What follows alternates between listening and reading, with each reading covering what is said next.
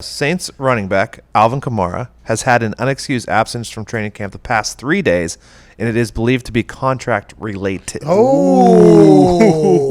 So, unexcused absence means they're setting it up to fine the shit out of him, okay? This was not agreed upon. This was not both sides here talking about. This is an unexcused absence. 3 days of missing it. It's going to get a bit pricey, but will it go any further? Alvin Kamara last year was not the focal point of the offense like he was 2 years ago whenever he broke out onto the scene in fantastic fashion. He was the conversation around every Saints game basically was, hey, they have this running back in Kamara who not only is incredibly cool, not only is he incredibly smooth, but he is unbelievable. Last year, Michael Thomas took the focal point of the offense away from Alvin Kamara. He knows, is this his last year of his contract? This is last year of his rookie deal. He's going to make $2.3 million. Okay, $2.3 million, and we have already talked about how many free agent running backs are after this season. If you look at the list of free agent running backs, Alvin Kamara's on there, James Conner's on there, Dalvin Cook's on there. I mean, you just go through basically Aaron Jones. You're talking about there is 10 premium running backs that are all free agents next offseason. Alvin Kamara, this is a smart business decision, but if he doesn't get the deal, he's going to get fined, and he's going to find a tough market next offseason. This is a good move business-wise, but we'll have to see how this thing all pans out because, boy, the Saints know that there's about 9 guys other than him that are going to be on the free agent block next offseason, and they might be able to get somebody for very, very cheap. It will be if it's 3 days, by the way, that means it's not going well because if he threatened to leave camp and they were like, all right, let's get a deal done, we can get a deal done, and they said no, he leaves camp. It's not like they got it done the first day. It's not like they got it done the second day. Now they're into 3 days, and it's unexcused. They still don't have a deal done. Tough for Alvin Kamara, but this is the business. Hey, Melvin Ingram over there is holding in. Alvin Kamara said, I don't care what the new CBA says. I don't care how much you can find me. I'm going to get the fuck out of here. I do not want to be a free agent alongside all those other guys. I assume that it's different in like the language of every contract, but what do you think he's getting fined every day for missing practice? It's probably a rather large amount of money, I would assume. Because Diggs, I mean, during last season, he lost $250,000. Exactly. A lot of change. Because you get fined for every single thing you miss. Team meeting, lift, walkthrough, practice, this. You get fined for every single thing, and that thing can just start stacking up. And it's all conduct detrimental to the team, by the way, which is an even bigger thing. Joining us now, Super Bowl champ. By the way, we fucking hit everything. Wow. Oh, those check marks. That's a show. That's a show. That's a show. Hell yeah. Gotcha. Hell yeah. Now's the beginning of a brand new show every single day, Monday through Friday, except Wednesday of this week because he has a previous obligation with his brother-in-law. Ladies and gentlemen, Super Bowl champion, greatest jawline in the history of sports, Mr. AJ Hall. What's happening, guys? Hey, I think the max fine is $30K a day if you miss training camp. So that's $90,000. Is that on the new CBA, or is that just what you've learned throughout your travels here? I don't know. It honestly could be on the old CBA. I really have.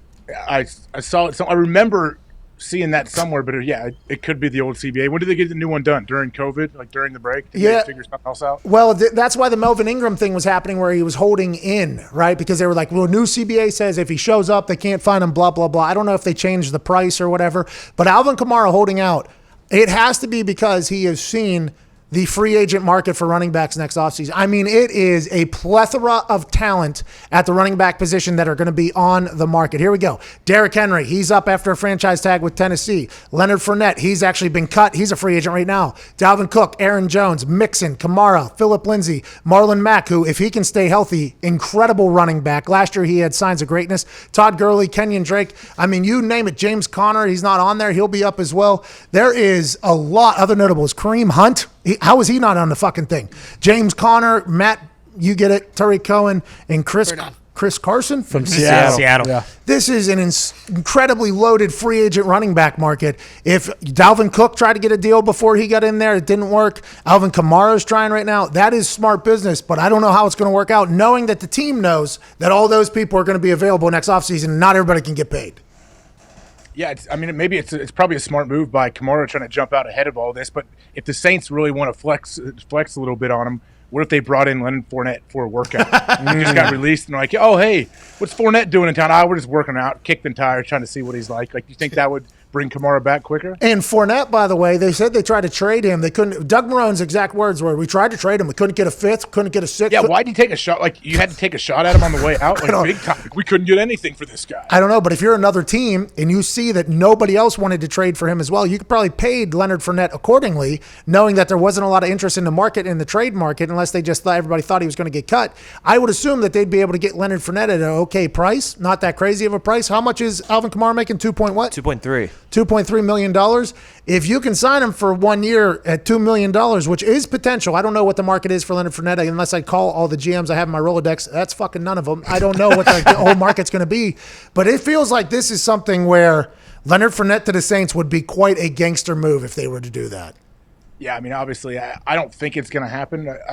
But Kamara going into camp, I know, was quoted as saying, like, "Oh, I'm not worried about my contract situation right now." He probably was trying to stay, like, hold the company line and be a good teammate and try to say, like, I'm not going to hold out. And then it probably just they probably just haven't gotten anywhere with a new contract. So he's like, all right, man, the only leverage I have is if I take off. Leaving camp, though, is a big decision.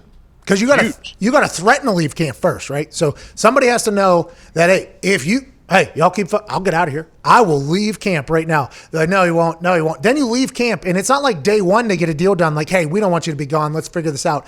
Day two, now we're 3 days into this thing, and they're presenting it as an unexcused absence so they can find the hell out of him.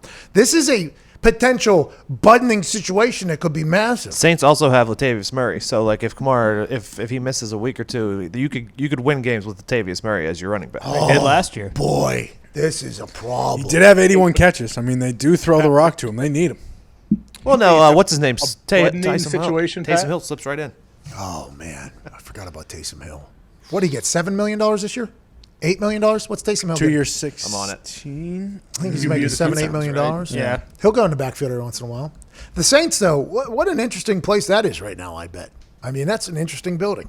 Got Jameis. How does it work, though? When Kamara does get this thing settled, does he have like a 2-day reacclimation period where he has to pass 3 negative COVID tests? How does that work? Yeah, he probably has to get quarantined. AQ had to be locked up in his room for a few days before he had either 2 or 3 negative tests before he could even go work out for them. And then working out for them, he had to pass another test, the whole thing for the Tampa Bay Buccaneers. So I assume it's a 4 or 5 day process. So 3 unexcused absences actually becomes maybe 7 to 8 days out of it, which is valuable time for a running back in training camp. We've talked to a lot of running backs who have held out during training camp. Chris Johnson, notable one, told us that he would never do it again because he was out of shape. He said he felt out of shape. He didn't feel as if he was as prepared or anything like that. And if you look at Melvin Gordon last year for the Chargers, he held out, didn't have the year he had. I think running back is a position where you don't have to be. Alvin Kamara is obviously a freak athlete, but that feels like a position where you have to be in there. Like you have to be in there. I hope he gets paid. I hope he has a great year, but I don't see how that's going to happen.